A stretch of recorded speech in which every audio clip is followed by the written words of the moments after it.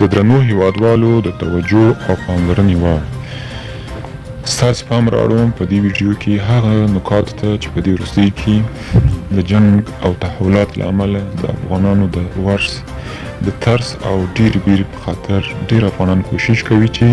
له هیواد څخه په هره ممکنه لار په قانوني او غیر قانوني لار ولاړ سي او ځان او خپل فامیل د مرګ او ترس له ویرې وژغوري. خو په دې وروستیو کې حالات تر ډېره د سمېدلو خواته روان دي او په کابل کې او په ولایتو کې سیمې، ولسوالۍ او ښارونه په امن کې دي. هېڅ ډول جنایي پیښې او تروریستي عملونه تر اوسه پورې نه دي ترسره سوي. نو په دې هیله چې تاسې هم د صبر څخه کار واخلئ او په احتیاط او قانوني شکل باندې د خپل ځان او فامیل ته د خارج ته د تللو لپاره ځانګړي سوي اسناد ته مراحل کړئ او د هغه اسنادو له ترتیبېدلو وروسته څخه چې تاسو ته د امریکا یا د مربوطه سفارتونو له لوري ایمیلونه وسول یا زنګ درته وویل سو، بیا د کابل او د نورو میدانونو کې چې پروازونه شروع سوي دي یا شروع کیږي یا خبرتیا خپریږي ځانونه ورسوئ تر څو په امن او په قانوني شکل باندې تاسې میدان ته داخل سي او داسې نه چې لکه د څو ورځې مخکې په کابل کې د ځینو ځوانانو دغه بیرې او ترس زمینه مساعده کړله چې ځانونه په جنګي الوتکو پسې ځوړند کې وموښلئ او د پرواز وروسته لاندې ولویږي، ژوند دې ختم سي او په مجموع کې په ټولو خلکو باندې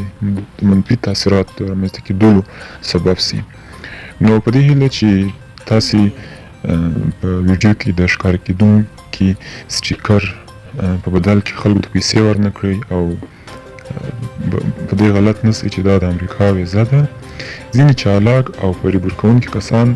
کوشش کوي چې په دې ویډیو کې د ښکاره کېدونکي سټیکر د ویزې په نوم په ساده خلکو باندې په لوړ قیمت وپلوري. متوجه اوسئ او پام کوئ، دا ویزه نه ده بلکې دا یوازې د امریکایي وګړو د امریکا د ګرین کارت او د امریکا قانوني ویزې لرونکو وګړو لپاره یو لارښود یعنې راهنمود دی چې په کابل کې بند پاتې دي. دا یوازې د هغو وګړو لپاره دی چې د امریکا د سفارت لخوا ورته وړاندې کیږي چې څنګه یو امریکایي وګړی د سفر پر وخت د کابل هوایي میدان ته